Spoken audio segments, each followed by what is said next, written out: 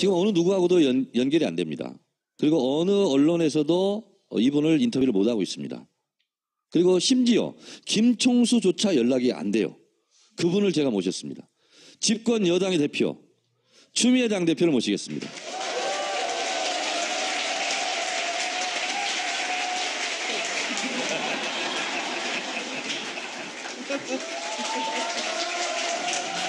집권당 대표질을 한번 했습니다. 기분 좋으세요? 일부러 좀 이렇게 집권당 분위기를 좀 내려고. 정청래 의원이 무슨 당에서 중요한 직함 같은 거 주실 계획 없으신 거죠? 아니 본인이 떠난다고 아까 하신 것 같아요. 대선을 통틀어서 네. 그때가 결정적이었어. 그런 순간 있습니까? 당대표의 눈높이에서 봤을 때? 엄중한 국민의 눈이 무서워서 일탈을 하지 못했다. 그래서 덕분에 국민 여러분들 덕분에 여당 대표가 힘이 있어서가 아니라 집안 단속하면서 처음으로 치러낸 선거입니다. 본인 스스로 말씀을 못 하시니까 제가 말씀드리겠습니다. 저의 불의 명저 국회의원 사용법 중에서 대선 이기는 법 부록편에 나오는 거 보면 경선 이후에 당대표가 해야 될 일을 쭉 적어놨습니다. 왜? 바로 봉합해야 되고 바로 선대위 꾸려야 되고 그렇게 해야 된다. 특히 이번은 우리가 당헌당규상 당에서 선대위를 다 꾸리고 이끌어야 되는 최초의 선거였습니다.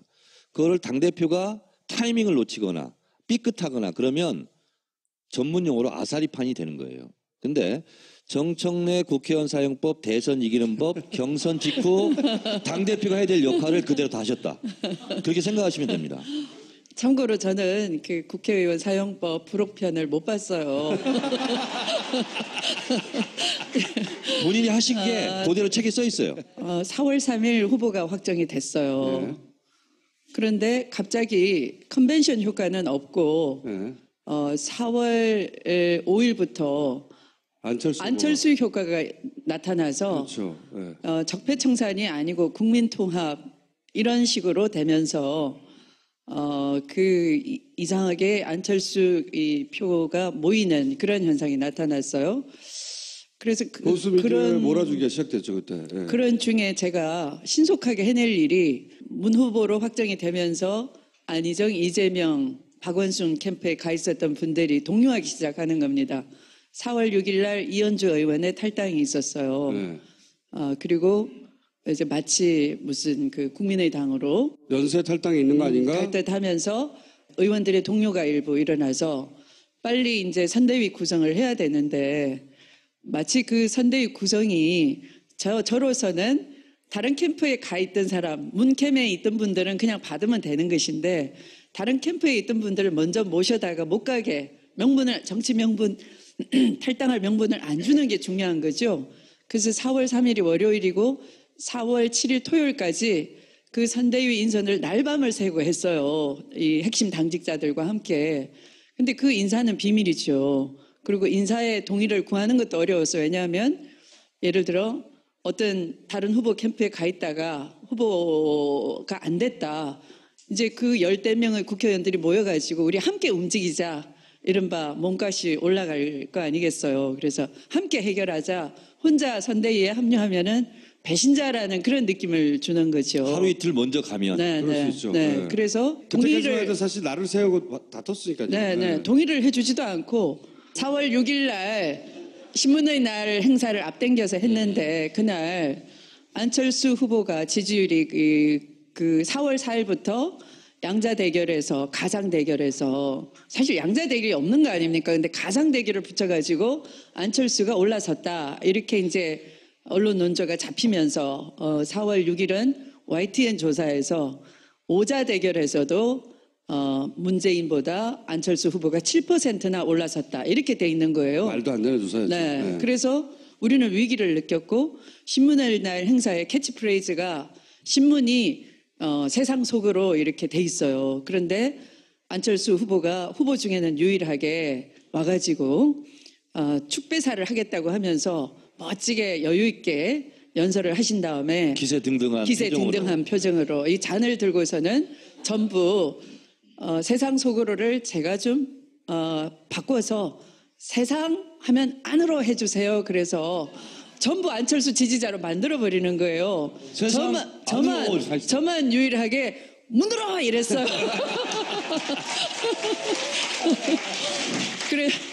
그래서 제가 낮에도 문재인, 밤에도 문재인 하다가 잠꼬대도 문재인 하고 서서방한테 욕먹고, 네. 그래서 목소리는 문주란 돼버리고 아직도 신목소리가 해결이 안 되고. 개그는 늘지 않으셨네요. 그런데 그 다음에 이제 축사할 분이 네. 제가 문으로 해가지고 철수를 제압했잖아요. 근데 해필이면 문철수 씨가 올라와서 또 축사를 하시는 거예요. 문철수 씨가. 그래서 이래도 문 저래도 문이구나. 저는 문재인이 확실히 된다고 그 와중에서도 생각을 했는데 얼마나 다급하면 아무거나 붙들고 막. 그렇죠. 제 근거를 삼고 네. 제가 위안을 삼고 적들로 포진이 돼 있는 한가운데 정말 적진의 한가운데 안철수, 박지원 조는 그래서 다 먹은 듯이 하고 있고 저 혼자 대표님 요지가 뭡니까? 아니 그래서 네. 요지는 그 무렵에 제가 이제 선대위를 빨리 발표를 국회의원들이 탈당을 못하게 네. 선대위를 빨리 구성하고 후보께 보고를 드리고 선대위 구성을 다 완료를 했더니 그 이튿날 비서실장 입장문 해가지고 후보와 한마디 상의도 없었다. 막 이 선대위원장 당대표를 디스하기 시작하는 거예요. 그게 첫 번째 위기였어요. 원활한 커뮤니케이션이 그때 잘 안 됐군요. 아니 서로. 커뮤니케이션이 충분히 됐는데 네. 서운한 게 있었던 모양이에요. 개인적으로 저한테 모르겠어. 그거는 저도 모르겠어. 선거를 치르다 보면 대선 때 수백 명, 수천 명이 모입니다. 네. 그러면 그렇죠. 원활하게 소통이 일사분란이 잘 되는 게 비정상입니다. 그건 있을 수가 없는 일이에요. 맞아요. 네, 그래서 원래 있던 조직이 아니거든요, 이게. 그리고 후보를 중심으로 어쨌든 난다긴다는 사람이 다 모인 거 아니에요. 대한민국 인재들은. 그러다 보니까 각자 생각과 주장이 다 많아요. 그거를 예전에는 후보가 다 조정을 했어야 돼. 근데 이번엔 당 중심으로 선거를 치르니까 당대표가 카리스마를 가지고 리더십을 가지고 정리를 해나가기 시작해야 되는 거예요. 그 과정에서는 당연히 잡음이 없다는 게 이상한 거야. 있는 건데 그것은 굉장히 제가 봤을 때 객관적으로 봤을 때 이번 선거는 예전 선거, 당 선거 제가 많이 봤잖아요. 굉장히 잘한 선거예요. 당으로서는. 굉장히 어떻게 보면 아무 문제가 없었던 건 아니지만 그다지 큰 문제 없이 쭉 간 거예요. 그래서 그런 면에서는 제가 당원이지만 우리 당이 굉장히 잘했다. 그리고 그 중심에는 추미애 당대표가 있었다. 그리고 패배한 경선 후보들이 멋졌죠. 그쪽 캠프에서 들어와서 굉장히 일을 열심히 해줬잖아요. 그렇죠? 안희정, 이재명 캠프의 인물들이 합류해서 제대로 일을 했죠. 열심히 하게 제가 그 선대위에 합류를 시키고 그렇게 열심히 하도록 환경을 조성해 드린 거죠. 아니 이거는 웃으면 안 돼요. 이거는 그 팩트 체크 모드로 아주 진지하게. 네. 그러면 지금 이제 당 대표로서 어려운 줄 말씀하셨던 거고, 그 말고 우리 후보가 지금 어렵다. 이거 위기인데 이런 상황은 몇 번이나 있었어요? 이른바 우리 청년들의 그 실업난이 심각한 가운데 근거 없이 그 아드님 네. 채용 비리라고 하는 그런 그 가짜 뉴스, 날조 뉴스 이런 것들은 정말 어이가 없었어요. 네. 그때 가장 큰 위기. 왜냐하면 그것은 아까 말씀하셨잖아요. 제가 들어오기 전에 들으니까 친문 패권 네. 이렇게 얘기하는데 없다를 증명하기가 어렵다라고 했잖아요. 그러니까 정상적으로 지극히 정상적으로 자기 실력으로 들어간 건데 자꾸 이걸 권력을 행사해서 취업 비리가 있었다 이렇게 몰고 가니까 그걸 아니라고 할수록 본인이 나와서 증명을 하라라는 거죠. 어떻게 증명해? 안 했는데. 네. 안 한 걸 안 했다고 증명이 근데 어려워요. 사실은 저도 엄마이지만 우리 가족들한테는 많은 심리적인 부담을 주고 살아요. 그러니까 유명 정치인의 아들, 딸로 사는 거 굉장히 고달픈 인생이에요. 그래서 저는 그 상처를 이해하거든요. 그래서 그것은 후보나 후보 가족의 길을 꺾는 것이에요. 이번 경우는 후보 부인께서 언론 노출도 끓이시면서 가장 험지라고 하는 곳이 호남이었어요. 광주에 그 사골제빵을 얻어놓고 노인들 이렇게 어깨 주물러 드리고 또 노래 부르면서 노인들 어르신들께 인사도 해드리면서 후보가 하지 못하는 영역을 그거는 어떻게 보면 여러분들을 사랑합니다, 소중하게 여깁니다 이런 표시잖아요. 그건 말로 해서 안 되는 것이잖아요. 그래서 사실은 국회의원 부인들께서 뭐 노인정 가서 설거지도 해드리고 하듯이 그러니까 후보의 어떤 정치 비전 이런 거 못지않게 그 가족들의 헌신이 필요한 거죠. 진정성을 보이기 위해서. 근데 그런 역할을 묵묵히 수행을 해주셨는데 마지막 그 부분 아들의 취업 비리에 대해서는 정말 엄마로서 가슴 아파하시는 것이어서 저도 자식 키우는 엄마로서 너무 가슴이 아픕니다. 기 꺾이지 마십시오. 이것은 당에서 해결하겠습니다. 그래서 후보나 그 가족들에게 용기를 위안을 드리고 그랬어요. 당에서는 그 공격을 일종의 위기로 받아들인 건 맞군요. 20대 표가 그 여론조사 안철수 후보가 아까 뜨고 있을 때 안철수 후보의 검정에 들어가야 되는데 검정문이 막혀버린 거예요. 그 채용 비리 때문에. 초반에. 네, 초반에. 그리고 오히려 그 안철수 후보의 부인의 그 학교 채용 비리 뭐 이런 것들 제가 여기서 구체적으로 또 얘기하면 선거 끝났는데 또 명예훼손이라고 하니까 여러분의 기억에 맡기겠습니다. 3월 23일만 네. 기억하시면 됩니다. 네, 네. 그러니까- 2011년 3월 23일. 네. 알아서 찾아보세요. 네. 그런 것이 훨씬 심각한 문제였음에도 이 청년 실업 때문에 우리 사회 분위기 때문에 그 아드님 문제가 훨씬 부각이 당에서는 되니까 그게 어쨌든 지지율이 네. 더 올라가야 되는데 못 올라가고 막고 있는 요인이라고 생각했던 거예요. 그렇죠. 가장 첫 번째 요인이 그거였어요. 그래서 그것에 대해서 어떻게 돌파하나 하나가 있었고, 그리고 그 여론조사에서 가장 도덕적인 후보인데, 초반에는 그런 문제로 도덕성에 흠결이 있는 것처럼 여론조사 결과 나온 것이고, 또 하나는 그 마지막 판에는 역시 5, 60대가 표심을 정하지 못하는 이유가 썩 보수 쪽 후보한테 쏠림 현상도 없으면서 우리 후보를 지지하지 않는 이유가 안보관이었어요.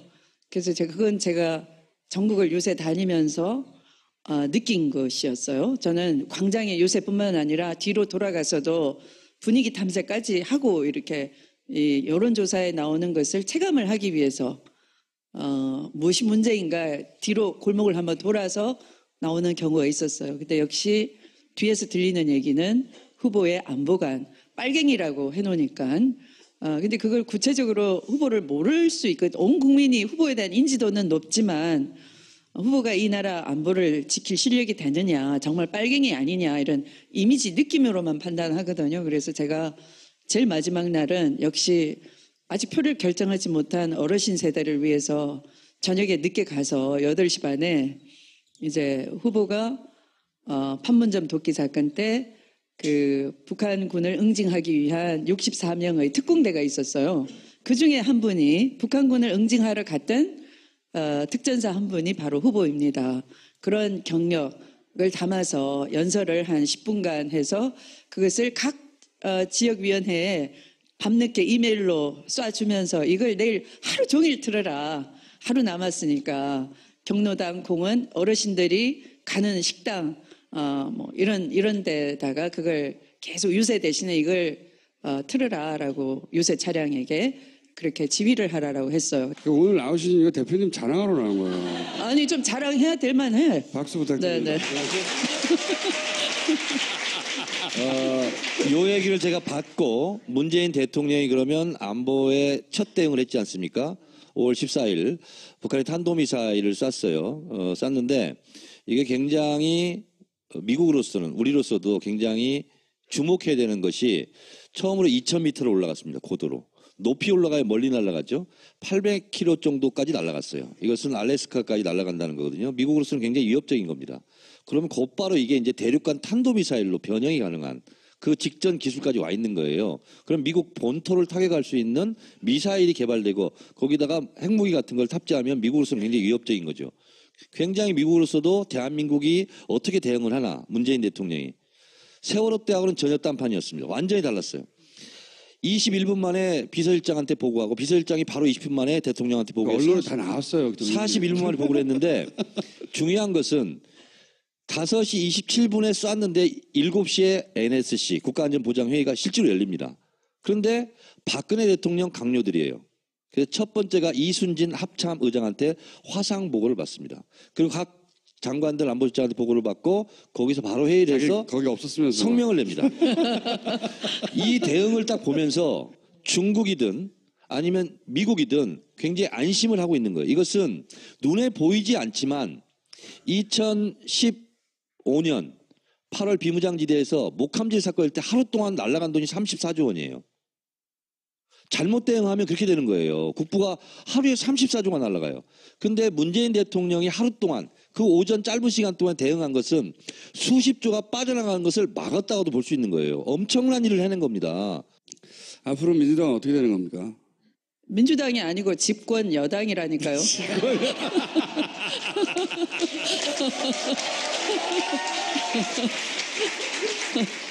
자, 앞으로 집권 여당의 네. 장기 집권 플랜은 어떻게 됩니까? 우선 그 체질 개선하고 역량을 키워서 5년만 하고 끝낼 건가요? 근데 왜 총수님은 저렇게 질문하시지? 그 장기 집권 플랜이 어떻게 됩니까? 그러면? 네, 10년, 20년 정말 새로운 대한민국은 5년 만에 이루어지지 않습니다. 그러니까 여러분들은 이렇게 정청래 의원께서 얘기하시면 대통령 할 일이 저렇게 무궁무진 많고 하루에 30조 날아갈 뻔한 거를 막아냈다 하니까 당장 뭐 살 길이 열리겠구나 그렇게 생각하시지만 앞으로 정말 험난해요. 사실은 국회에서 발목 잡는 세력이 여전히 있고 그리고 총선은 아직 멀었고 그런 국회의 권력 지도는 바뀌지 않았고 그래서 어떻게 보면 굉장히 당도 체질 개선도 필요하고 역량 강화도 필요하고 그래서 엊그저께 전격 인사 단행을 했어요. 왜냐하면은 네. 집권 여당의 대표가 너무나 신속하게 했기 때문에 전광 석화처럼 네. 일사불란하게. 대표는 이제 그만하시죠 이제. 그래서 정권을 뒷받침할 수 있는 것은 역시 깨어있는 정당을 만들어내서 그것이 문재인 정부가 국민이 주신 국민 주권 시대잖아요. 국민 주권이 열리도록 잘 뒷받침해내는 것이 우리 목표이고 그것이 피부에 닿았을 때 여러분들이 그래 오늘 내가 아주 만족은 못했지만 그래도 어제보다는 좀 나은 것 같아서 이런 믿음을 주니 다음에는 총선 때 힘을 좀 실어주겠다. 총선을 이겨야 됩니다. 그래서 이 국회도 이런 힘을 가져서 그 다음 5년 뒤, 10년 뒤 이렇게 해서 우리도 스웨덴처럼 덴마크처럼 그런 사회를 만들어야 되는 거잖아요. 네. 이 누가 뭐래도 대선의 승장이잖아요. 네, 승리로 이끈. 그러니까 일단 오늘은 무조건 박수 받고 가시고 네. 다음 방송에 오실 때는 갑옷을 입고 오세요. 알겠습니다. 박수 부탁드립니다.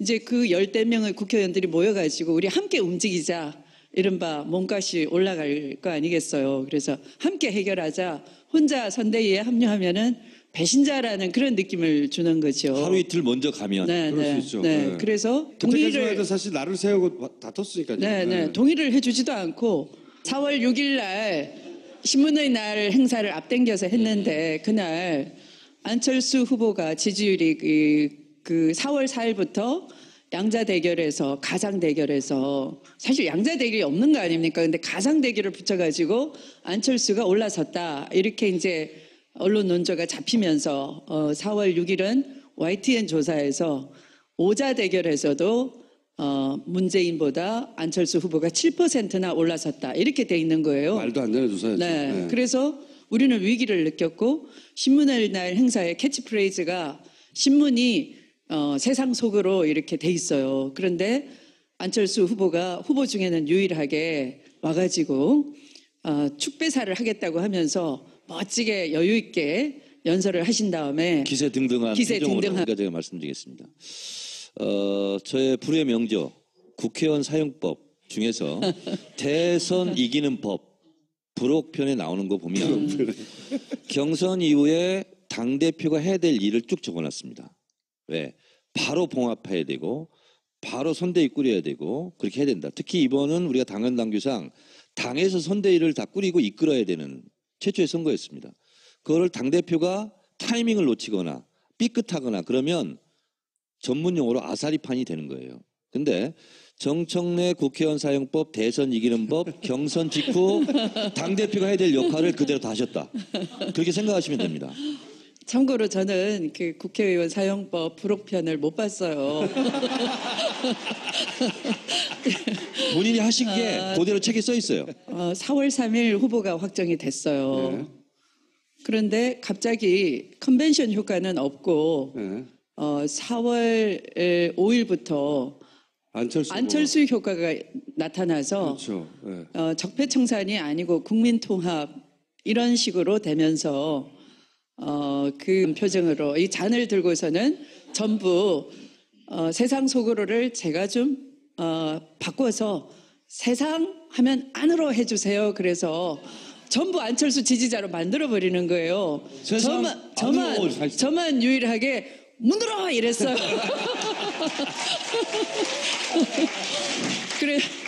그래서 제가 낮에도 문재인, 밤에도 문재인 하다가 잠꼬대도 문재인 하고 서서방한테 욕먹고, 네.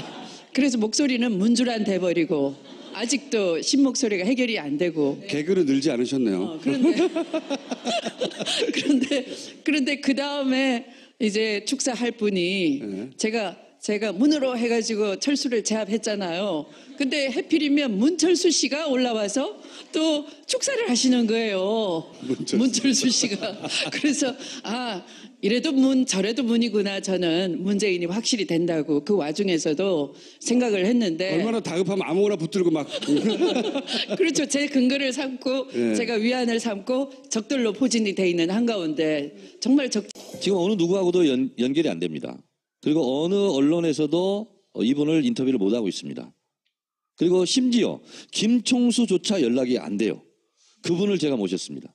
집권 여당의 대표 추미애 당대표를 모시겠습니다.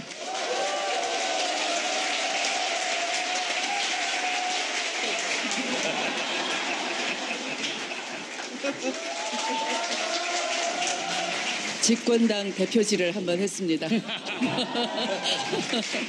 기분 좋으세요?